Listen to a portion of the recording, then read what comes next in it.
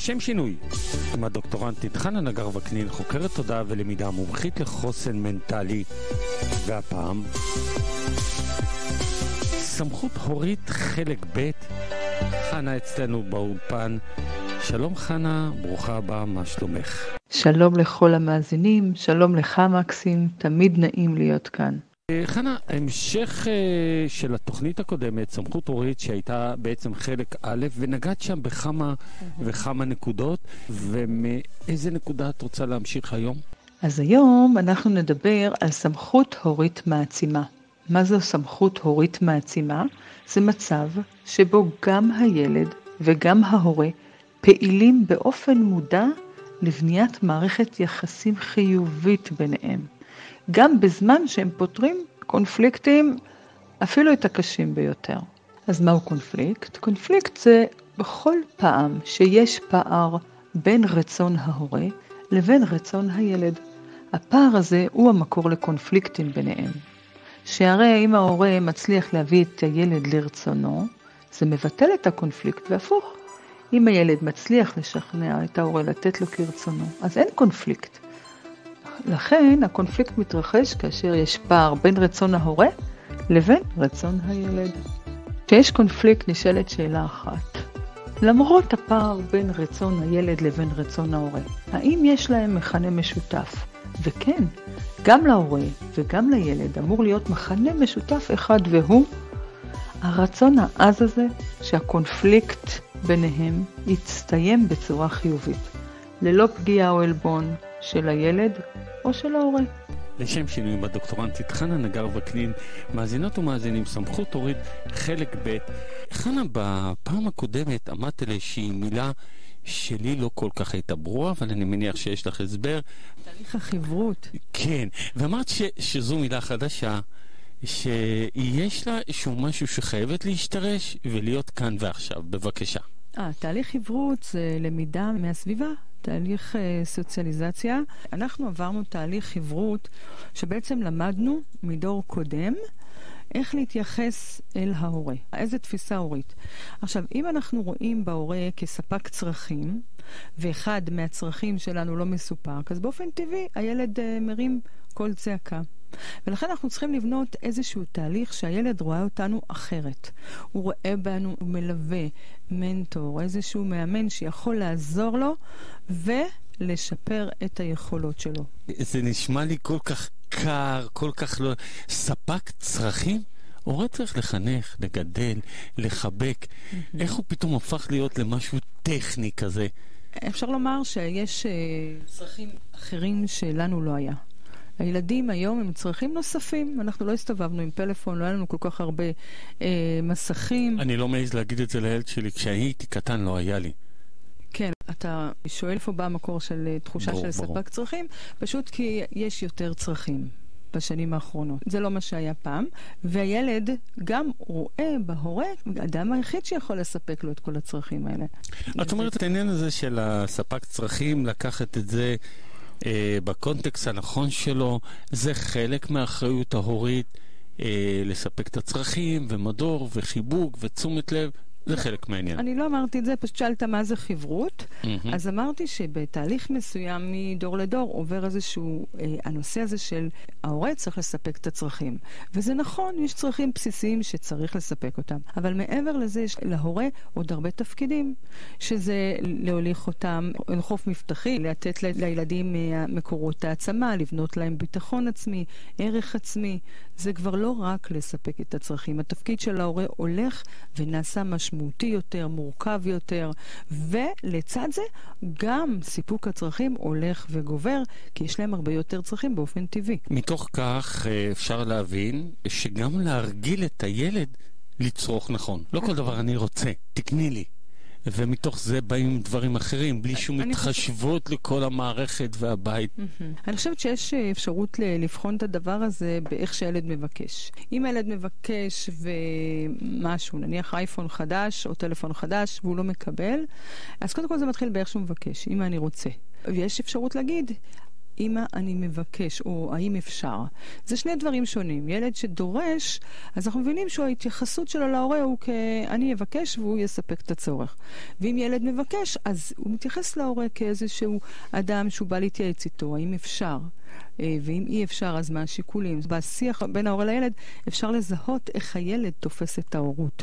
והילד תופס את ההורות לפי איך שההורה מתנהג, לפי איך שההורה מגיב אליו.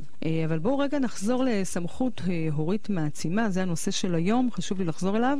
מה זה הורות מעצימה? הורות מעצימה זה מצב שבו גם ההורה וגם הילד פעילים באופן מודע לבנות מערכת יחסים טובה, חיובית ביניהם. והם עושים את זה גם כאשר הם צריכים לפתור קונפליקטים, ואפילו את הקונפליקטים הקשים ביותר. ויש לפעמים קונפליקטים שיותר מורכבים. והמאמץ של שניהם זה לשמור על מערכת יחסים חיובית. עכשיו, מה זה בכלל קונפליקט? מתי נוצר קונפליקט? שיש פער בין רצון ההורה לבין רצון הילד. הפער הזה הוא מקור לקונפליקטים. ככה זה.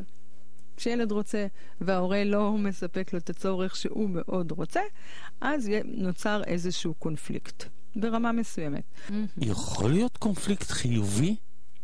אני רואה בקונפליקטים כדבר חיובי, בכלל, כתפיסה, כי אפשר דרך קונפליקטים ללמד את הילדים כל כך הרבה מיומנויות חיים. שתכף נדבר על הנושא של משא ומתן. איך לנהל משא ומתן לצורך שלי כשאני צריך משהו. יש דרכים מאוד נפלאות וטובות לעשות את זה. זה מאוד מאוד חשוב. אני אומרת גם כשיש קונפליקט בין ההורה לילד, את צריכה להעלות כאן איזושהי שאלה. עולות שתי שאלות, אבל בוא נתמקד בשאלה הראשונה. האם למרות הפער הזה, יש מכנה משותף בין ההורה לילד כשיש קונפליקט? והתשובה היא כמובן שכן, יש מכנה משותף. המכנה המשותף הוא שצריך להיות לשניהם רצון עז לפתור את הקונפליקט בצורה חיובית. ומה זה צורה חיובית? מבלי לפגוע, שלא תתקיים פגיעה או עלבון, לא של הילד ולא של ההורה. אז פתרון קונפליקט בצורה חיובית זה ששני הצדדים יוצאים באיזושהי צורה שבעי רצון, למרות שאולי אחד הצדדים לא קיבל את כל מה שהוא רצה במלואו. בעצם אנחנו שומעים תמיד, הילד הזה לא מתחשב, הוא רואה רק את עצמו. כשההורה יש איזשהו מכלול של שיקולים וכל מיני עניינים שהוא נדרש להם, לא רק מהצרכים של הילד. ובסמכות ההורית בעצם, אני שואל אותך, מלכתחילה צריך להרגיל אותו כמתחשב, כמבין, כמו אותה דוגמה שנתת, האם אפשר לקנות לי אייפון? מין שותפות שכזו. אז את הולכת עם העניין הזה כבר ממש מינקות, כמו שאמרת במספר תוכניות. אוקיי. מה שאני רוצה להביא לכאן לתוכנית, ושזה יהיה באמת איזושהי הצעה שהיא ייחודית וחשוב וכדאי שאני איישם אותה, זה שההורה ייצור בילד איזושהי הסכמה מודעת.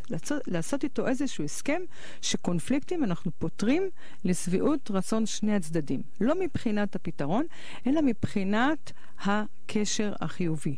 שלא יהיו כעסים מיותרים, צעקות, ענישה, איומים. זאת אומרת, אנחנו מחליטים שאנחנו יוצרים איזושהי הבנה כבר בגיל הצעיר כדי לרתום את הילד להתנהגות רצויה ומוקדם ככל האפשר, הסכמה מודעת שקונפליקטים פותרים בצורה חיובית. חנה, זה מתחיל, אז אם ככה, גם הקשר היומיומי, בוקר טוב, איך היה לך היום? לאו דווקא אם הגענו ממש עד קונפליקט, אלא בשיח היומיומי הוא גם יביא אותנו לפתרון הקונפליקטים, גם כן באותו שיח. כן, זה כרוך גם בזה. אין ספק שזה חלק מהעניין. אני רוצה רגע להמשיך את העניין של הסכמה מודעת שקונפליקטים נפתרים לשביעות רצון שני הצדדים. אמרנו שזו הסכמה שההורה צריך ליצור בקרב הילד. עכשיו, הורה שלא יוצר את ההסכמה הזאת, אז בעצם הילד יכול להגיע עם איזשהו רצון, וגם עם הרצון הזה יש איזשהו חשש, שהוא לא סומך, שהפתרון יהיה טוב, אז הוא יכול לבוא ולהתקיף מראש. לכן מאוד מאוד חשוב שברמה הראשונית תהיה איזושהי הסכמה מודעת שקונפליקטים נפתרים לשביעות רצון שני הצדדים מהבחינה האנושית. שאין איזשהו כעס מיותר, אין ענישה, אין איזשהו נזיפות ועלבונות. זה הכי חשוב. עכשיו, אני אומרת שהורה שלא יוצר את ההסכמה המודעת הזאת, יכול למצוא את עצמו רץ לבד ומשאיר את הילדים, איך אומרים, עם לב פצוע מדמם, מה שנקרא, וכעוסים, ולא נוח להם, ולא טוב להם, וילדים לא שומרים, הם מחזירים. זאת אומרת, בעצם יצא מצב כאן, שגם ההורה בעצמו לא יחיה בקונפליקט. גם שהוא יאמר לא, הוא לא ירגיש אשם, כי יש כאן דו-שיח, יש כאן משא ומתן, בעצם גם ההורה צריך להרגיל את עצמו. נכון, יש כאן איזשהו עניין, כשמגיעים להסכמה הזאת, יש כאן איזשהו עניין של אנחנו מתחילים את הקונפליקט בנחת. ברגע שילד רוצה וההורה אומר לו, כבר יש אש, כבר יש לבה, כבר יש כעס, אז מה שקורה כאן זה בעצם, ברגע שיש את ההבנה הזאת שאנחנו הולכים לפתור, הילד רואה את הסוף, רואה את הסוף טוב, כי ההורה אמר שהולכים לפתור את הקונפליקט בצורה חיובית, וזה כבר מרגיע, ואז יכול להתקיים שיח. ברגע שיש חשדנות, שההורה לא ייתן את מה שאני רוצה, או שההורה אומר, הילד הזה לא יתחשב, אז זה כבר מראש, הפיצוץ כבר קרב ובא, ולכן מאוד מאוד חשובה. לשם שינויים הדוקטורטית, חנה נגר וקנין, מאזינות ומאזינים, חוקרת תודעה ולמידה, מומחית לחוסן מנטלי, והפעם, סמכות הורית, חלק ב'. צריך שכל איש ידע ויבין שבתוך תוכו דולק נר ואין נרו שלו. ואם אנחנו מדברים על סמכות הורית, אני אחרוג טיפה, חנה, להורה יש את האור שלו, ולילד יש את האור שלו, וברגע שהם יחברו יחדיו, תהיה שם אור גדול בבית. כן, לגמרי. לגמרי. זו הזדמנות חג האור באמת להזכיר את כל הטוב שיש בשני הצדדים, כמובן. עכשיו, כל העניין של הקונפליקט, למה חשוב לטפל בזה, ובעצם ליצור איזושהי פלטפורמה והתנהגות מסוימת, מלכתחילה שאנחנו באים לכל מקרה כזה ברצון חיובי, לפתור. אוקיי. קודם כל, שיש רצון חיובי לפתור, אז שני הלבבות פתוחים ומוכנים לפשרות. כי הרבה פעמים פתרון טוב זה לא מה שההורה אמר, וגם לא מה שהילד ביקש. איזושהי פשרת ביניים. משהו שמקובל על שני הצדדים. נכון, לשביעות רצון שני הצדדים. אוקיי? וגם צריך לזכור, בכל קונפליקט, שהילד בונה את החוסן הפנימי ואת הביטחון העצמי שלו. אם הוא הצליח לנהל משא ומתן עם ההורה, לא פגע בו ולא העליב אותו, וגם ההורה לא החזיר כעס ופגיעה, שניהם הצליחו להגיע לפשרה, הוא ירגיש מנצח. הוא ירגיש שהוא שולט בסיטואציה, הוא לא ירגיש רגשי אשמה שפגע בהוריו, והפוך. אם קורה משהו הפוך, אז הוא ירגיש לא טוב. והערך העצמי שלו ייפגע אם נניח ההורה יפגע או הוא יחס איזשהו כעס. כי סך הכל לילדים יש רצון מאוד גדול להיות בהרמוניה, להיות באיזון. הם לא אוהבים את ההפרות איזון האלה ואת המריבות עם ההורים. עכשיו, גם מבחינת ההורה מאוד מאוד חשוב. למה? כי הורה שפותר בעיות בדרך חיובי, הוא בונה באותו רגע את הסמכות שלו. ככה נבנית הסמכות של ההורה. היא לא נבנית לפתע, והיא לא נבנית בזמן החופשי. היא נבנית בזמן שהוא פותר קונפליקטים. זה ממש מיומנות שנבנית במאני טיים הזה, שאני עכשיו עם הבן שלי ואיך אני מנהל את הסיטואציה. לכן חשוב לנצל את שעת הקונפליקט בשעה שפותרים אותו, להתייחס לזה כשעת למידה. כשעה שאני יכול לצמוח, כשעה שאני יכול לאמן איזשהו מיומנויות אצלי. מיומנויות של פתרון קונפליקטים גם אצלי וגם אצל הבן שלי. יהיה אולי חשוב, ושוב זה מהמקום שלי, לומר לילד, אז מה השגנו? מה היה לנו ומה השגנו? לעשות מין סוג של סיכום, וזה לא יהיה שהוא סתם שיח, אלא שהוא ירגיש שהיה פה תהליך והשגנו משהו ולמדנו מזה משהו, ובפעם הבאה אנחנו ניגשים לקונפליקט הבא הרבה יותר מוכנים. נכון. זה בהחלט, צריך לזכור שפתרון קונפליקטים זה מצב טבעי. אין לנו יום בלי קונפליקטים. זה מיומנות. אוקיי, נכון. וזה מצב טבעי הכי של למידה והתפתחות. זאת אומרת, אנחנו צריכים לעשות הכל כדי לשמור את זה במקום של למידה. ולכן כל צעקה, ענישה, הכללה, פוגמת בתהליך הכה יפה והכה טבעי הזה. אין טעם שהילד יצא מדוכא מההורה, וההורה לא מפתח את הסמכות שלו גם במצב כזה. לכן חשוב מאוד ששניהם יגיעו לאיזושהי הבנה בשיח, שיח מכבד. שיח מכבד יראה לאורך כל הדרך. ישנה עוד איזושהי שאלה שהיא מהותית, אני חושב, איך מנהלים את המשא ומתן באופן מעצים, כי את רוצה שמעבר למשא ומתן, זה גם יעצים אותם. מצוין, שאלה טובה. אז איך מנהלים משא ומתן באופן מעצים עם ילדים? קודם כל בוא נבין מה זה משא ומתן מעצים. משא ומתן מעצים זה השיח שבו הילד לומד מה רצון ההורה, וההורה לומד מה רצון הילד. קודם כל, תחילה בוא נראה, שניהם מנסים לזהות, רגע, מה הצד השני רוצה. ואחר כך הם מגיעים לאיזושהי פשרת ביניים או להסכמה על מה שהחליט ההורה. בכל מקרה, שימו לב, ההורה זה שחותם את השיח. שלא ייווצר מצב שהילד מוצא פתרון ויוצא מהבית ועושה אחר כך את מה שהוא חשב. אנחנו נזכור לעולם, והורים לזכור לעולם שאתם מנחים את זה, ואת השיח, את המשא ומתן, ולעולם ההחלטה היא שלכם, כי אתם צריכים להוציא אותה אחר כך אל הפועל. חשוב מאוד, כן, שההורה יחתום את השיח מהסיבה המאוד פשוטה, שאם הוא לא חתם את השיח, אז אין איזושהי סמכות. זאת אומרת, הורי, צריך להגיע לאיזשהו סיכום. חלק משיח מעצים במשא ומתן, זה עצם זה שיש איזשהו סיכום כזה, שההורה בסופו של דבר אומר, אוקיי, הגענו להבנה הזו והזו, מוודא שלא תהיה הבנה נוספת, מוודא שהילד הבין אותו, והוא הבין את הילד, ואז הם יכולים להמשיך בדרכם. כמו במערכות זוגיות, יש איזושהי הקרבה מסוימת, אתה מוותר על משהו. נכון. וההורה גם הוא נדרש לאיזושהי הקרבה מסוימת, והוא לא צריך להרגיש אשם. כן, ברגע שמבינים מהם רצונות של הילד ושל ההורים, אז אנחנו רואים גם על מה הם מוותרים. אז בוא ניקח דוגמה שאנחנו רגילים אותה ויש אותה המון בבית, מבקשים מהילד לעזור, או מהילדה לעזור. ניתן דוגמה, ילד לפנות מדיח. אני יודע כבר מה התשובה, אומר לך, יש לי כדורגל, אז את אומרת לו, אני מפנה את המדיח. כן. טוב, זה במאמר מוסגר. נכון. אז בעצם, כשאנחנו מבקשים מהילד לעשות משהו והוא לא עושה, אז אנחנו צריכים לדעת למה הוא לא עושה. אז האמא רוצה, מה הרצון של האמא? שהבן יסייע בבית, נניח יפנה מדיח, בסדר? הילד אומר כן, מה שהם אומרים בדרך כלל, אבל בפועל הם לא עושים את זה. האם מבקשת מהילד שוב ושוב, ועדיין הוא לא עושה את זה. המתח בבית הולך ועולה, עד למצב או שהאם מפנה בעצמה את המדיח וכועסת, או שכועסת בלי לפנות את המדיח, וזו סיטואציה מאוד טבעית, אבל אפשר ככה לקחת אותה רגע, לעשות איזה ככה הליכה אחורה, ולראות איך אפשר לפתור את זה אחרת. הרצון של האמא זה לקבל עזרה מהילד. הרצון של הילד לקבל את החופש המוחלט שלו, שלא יפריעו לו, הוא באזור הנוחות שלו. אז הנה הפשרה. האמא תצטרך לילד לתת לו חופש באמצעות בחירה. מה זאת אומרת? הילד יבחר מתי לפנות מדיח. עכשיו, זה לא רק מדיח. מתי, למשל, הוא יכין שיעורים? מתי הוא יוצא לספורט? זאת אומרת, לא משנה מה אנחנו מבקשים ממנו, הוא צריך למצוא את הזמן. ברגע שנותנים להם בחירה, מבחינתם זה סוג של חופש. הילד יצטרך להקריב קצת מזמנו הפנוי לטובת פינוי מדיח, כדי לקבל בחזרה את החופש שלו. ושוב, אנחנו זוכרים שהמדיח הוא רק לשם הדוגמה. כן. חנה, אין פה איזושהי סכנה שאת נותנת לו את החירות להחליט? אני חושבת שאין כאן שום סכנה, מאחר ואנחנו בשיח פתוח עם הילדים.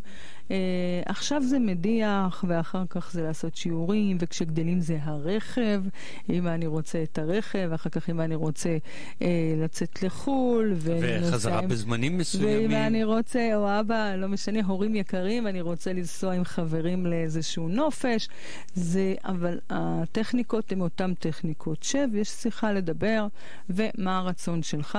הרצון שלי נניח לצאת לחופשה עם חברים, הרצון של ההורה שהוא יחזור בטוח, יושבים ומוצאים פשרה. איך גם הילד יוצא לחופש עם חברים וגם חוזר בטוח.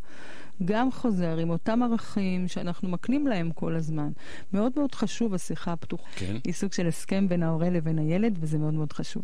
אז את אומרת לי, השיח, המשא ומתן, צריך לבוא בגישה חיובית, כן. להגיע להסכמות, לשמור על ההסכמות, ולקיים אותם. האם יש בתוך זה גם איזשהם גורמים משתנים? לדוגמה, פתאום נקרא בפנינו הקורונה, אז אנחנו לא בדיוק יכולים להכין שיעורי בית בזמן. יש אירוע משפחתי. אין בעיה. איפה הגמישות כאן? הגמישות היא כל הזמן קיימת מאחר ויש שיח. אז אם הילד לא יכול לעשות את השיעורים באותו יום, נניח אם נתת כבר את הדוגמה, אז ההורה בא אליו ואומר לו, אוקיי, אז מתי כן? כי יש, נניח, צריך להגיש את העבודה, אתה לא מספיק? אוקיי. אז הוא מוודא איתו שהוא מבקש הערכה מהמורה. זאת אומרת, מה שחשוב כאן לזכור זה שההורה והילד באותו צד. זה לא שאני נגד ההורה, נגד הילד. ממש לא. זה ההורה והילד מול הבעיה שהם צריכים לפתור. ובעצם מול התא המשפחתי. כי אז אנחנו מעמידים את התא המשפחתי ברובד העליון ביותר. כן, אבל מאוד מאוד חשוב לזכור שברגע שההורה יחד עם הילד בשיח מעצים, אז שניהם מול המטרה, מול המשימה, מול הרצון של הילד. אחרת, אם זה לא שיח מעצים, זה ההורה מול הילד. ואז השיח נוצר לגופו של אדם ולא לגופו של עניין. ומאוד מאוד חשוב להיצמד לעניין, להיצמד על הנושא שהילד רוצה לדבר עליו, ולא על האופי שלו. מתוך הדברים האלה צריך להיות איזשהו מעקב ועקביות של עשייה של דברים, כי אם כך סיכמנו, אין מקום לחריגה. נכון. הסממן הכי מובהק לסמכותיות זה עקביות, שההורה הוא עקבי. ההורה ביקש משהו מהילד, רק ההורה? הוא מוודא... או גם הילד? כרגע אנחנו מדברים על סמכות הורית, כן, אז ברור. כן, בואו נדגיש את הנושא הזה של ההורה, ואני גם מאוד רוצה גם לחזק את ההורים. אני חושבת שההורים צריכים המון המון חיזוקים, זה לא כזה פשוט להדוף את כל הבקשות שלהם, וכל פעם יש להם בקשות אחרות, ואם לא הסכמנו להם בקשה, הם באים בבקשה מאוד דומה, אותה גברת בשינוי אדרת, ואנחנו כל הזמן צריכים לפתח איזושהי חוכמה הורית כזאת, אז צריך באמת לחזק את ההורים ולדבר על זה, שהעקביות של ההורים היא סממן מאוד מובהק לסמכותיות. ברגע שההורה מוותר, והילד נניח לא עוזר בבית או לא עושה שיעורים או בסופו של דבר עושה מה שהוא רוצה, אז ההורה מאבד מהסמכות שלו. יכול להיות שההורה חושב שהוא איבד סמכות רק בנושא של עזרה, אבל לא. הילד מבחינתו, אם ההורה ויתר לו, הוא רואה אותו כוותרן לכל הנושאים. אוקיי? יכול להיות שאני החלטתי לוותר ואני אפנה את המדיח, נאמר, במקום הבן, אבל הוא ראה את זה כוויתור, והוויתור הזה מסתמן בעוד מקומות. למרות שוויתרתי לו באזור אחד של ניקיונות, הוא לוקח את הוויתור הזה כחלק מהאופי שלי ומתרגם אותו לעוד מקומות. נגיד עם חברים נניח, או עם הלימודים. אז צריך מאוד מאוד לשים לב ולהיות עקבי בכל התחומים שאנחנו עם הילדים. ואם אמרנו משהו, אז כן, לבדוק שאכן זה נעשה. ולהקפיד על קיום ההסכמים. כן. כי את אומרת, אי קיום ההסכמים יוצר איזושהי פריצה שלתוכה נכנסים דברים שלא היינו רוצים. כן, נכון. זה מפר את האיזון משהו. אני גם רוצה לומר למה נתתי דווקא את הדוגמה של עזרה בבית. אני אומרת על פינוי מדיח, או אנחנו רוצים שהילד יעזור בזריקת השפעה, או בקיפול כביסה, זה לא משנה. אני כל הזמן נותנת את העזרה של בבית, ואני אגיד לך גם למה, מאוד מאוד מאוד חשוב, שהתחושת שייכות במשפחה באה כשהילד עוזר בבית. אם הוא לא עוזר בבית, הוא לא מרגיש חלק. הוא לא מרגיש תחושת שייכות חזקה בתוך הבית. ואם אין את התחושת שייכות הזו בתוך הבית, הם מחפשים להשתייך לקבוצות מחוץ לבית. ולכן יש לנו רצון להיות עקביים בכך שהילדים יעזרו בבית. הרבה פעמים הורים מוותרים בנקודה הזאת. אז אם תצליחו, אם נצליח, שהילדים כן יעזרו בבית, הם ירגישו חלק, ברגע שהם תורמים רוח הנתינה לתוך הבית, הם גם מרגישים שייכים לתוך הבית. זה הולך יחד. אני, מתוך מה שאת אומרת, אל תשתמשו גם במושג, אתה לא אורח כאן בבית. או אתה לא בבית מלון.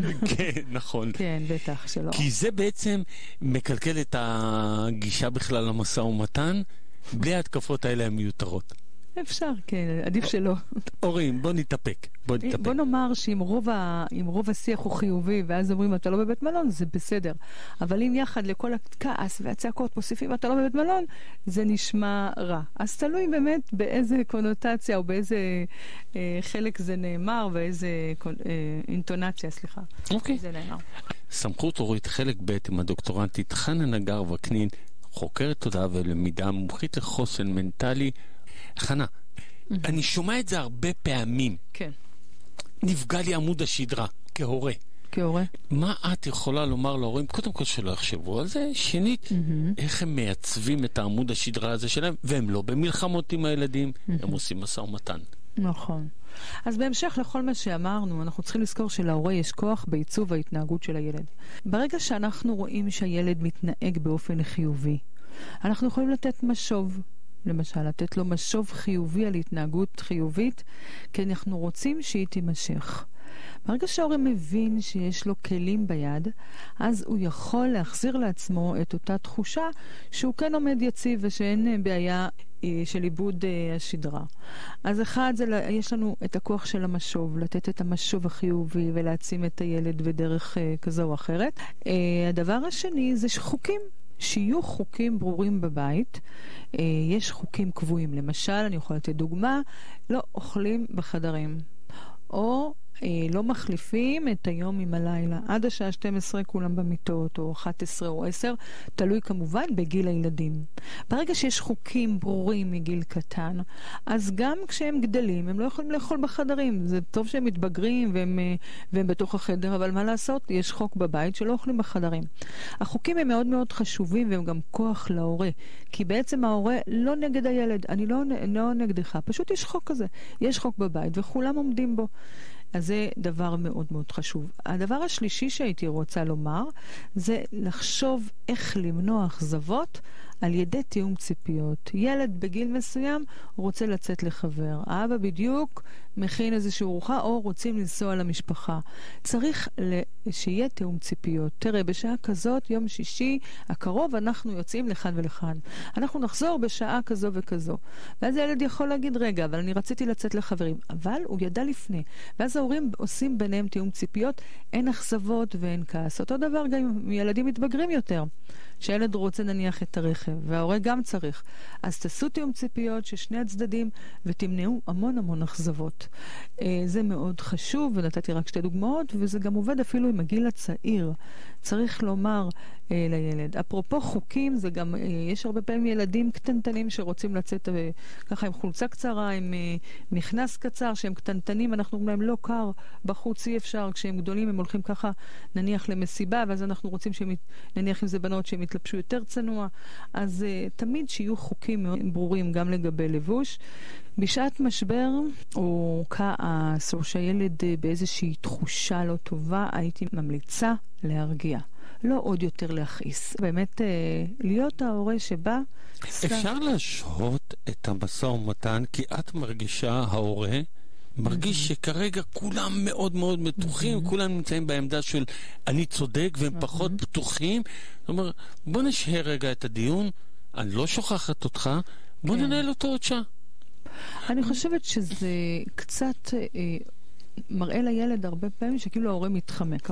לא מתחמק, זה בעצם מראה, אני חושב שזה מראה שיש לך שליטה בידיים, ואת אומרת, רגע, כולנו כרגע חמים, כולנו כרגע מאוד מאוד צודקים. בוא ננשום. אז זהו, אז אני תמיד אומרת שהשהיה זה עניין של גם...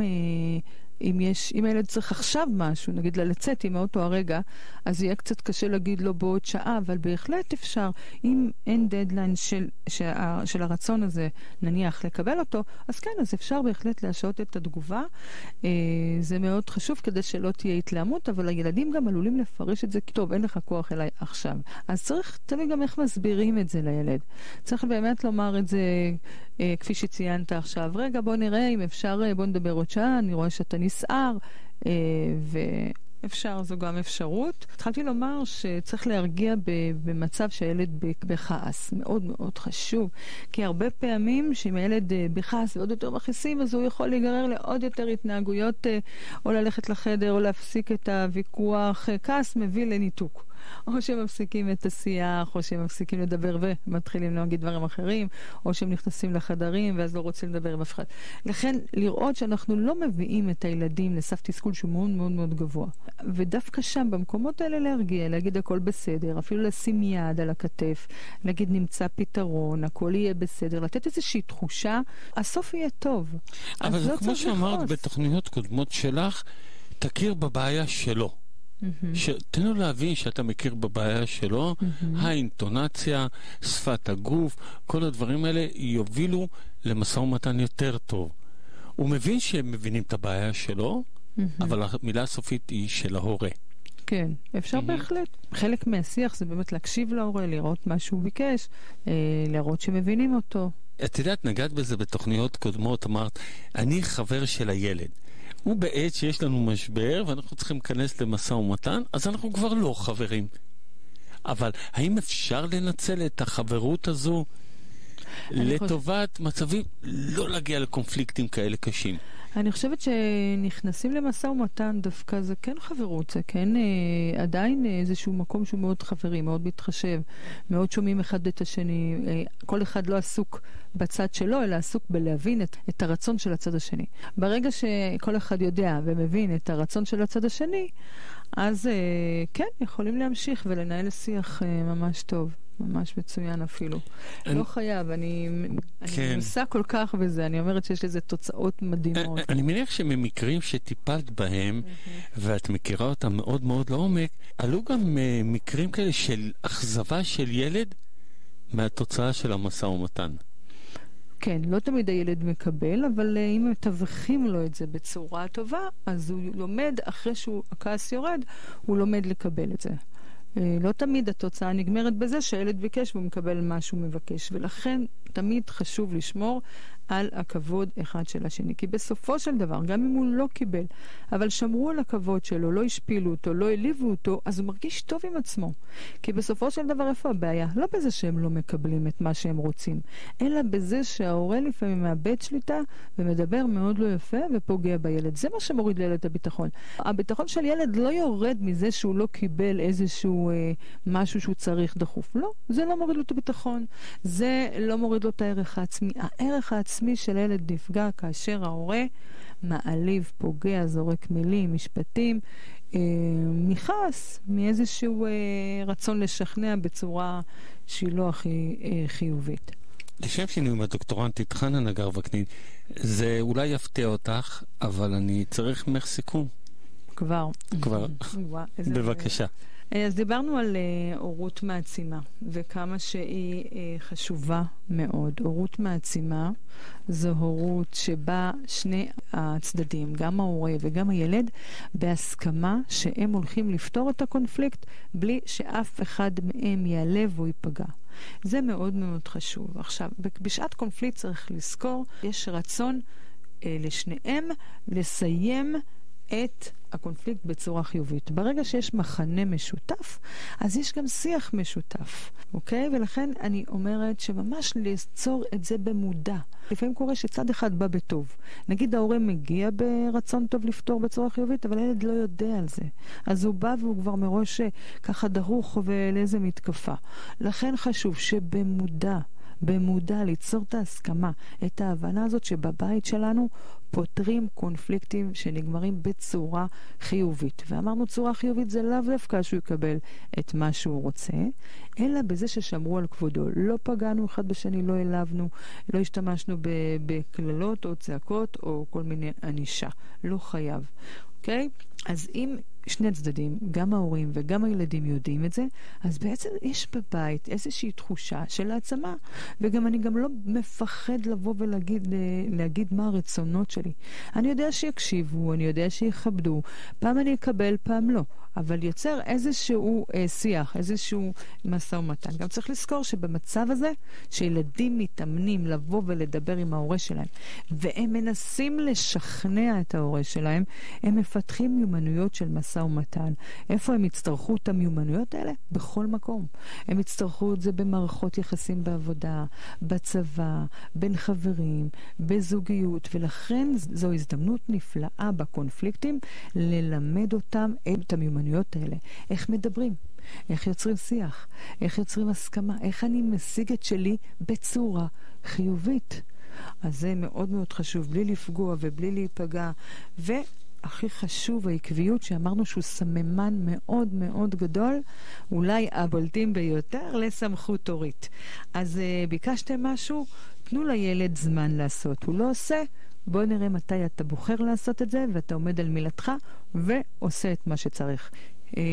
יפה. כן, בשבוע הבא. כן. יש לנו עוד נושאים בנושא הזה של סמכות הורית, ולאן את מעריכה משערת שאנחנו שבוע הבא ניגש? שבוע הבא נתמקד יותר בבני נוער. אני חושבת שהקונפליקטים המשמעותיים ביותר קורים בגיל ההתבגרות, מה גם סף ההורמונים הוא יותר גבוה, הפתיל יותר קצר, אז ניתנת להורים איזושהי תפיסה, קודם כל מה זה גיל ההתבגרות.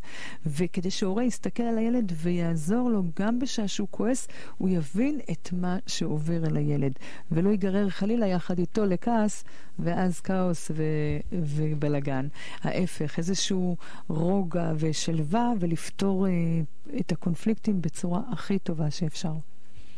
מאזינות ומאזינים, לשם שינוי מהדוקטורנטית חנה נגר וקנין, חוקרת תודעה ולמידה, מומחית לחוסן, סמכות הורית חלק ב'. חנה, תודה שהקדשת מזמנך והגעת אלינו. תודה רבה רבה. תודה על הזכות כל פעם מחדש. תודה לך מקסים, תודה למאזינים. והעיר שקטה. אז מאזינות ומאזינים, חג אורים שמח, להרבה אור ואהבה. בין הארבעים של חיי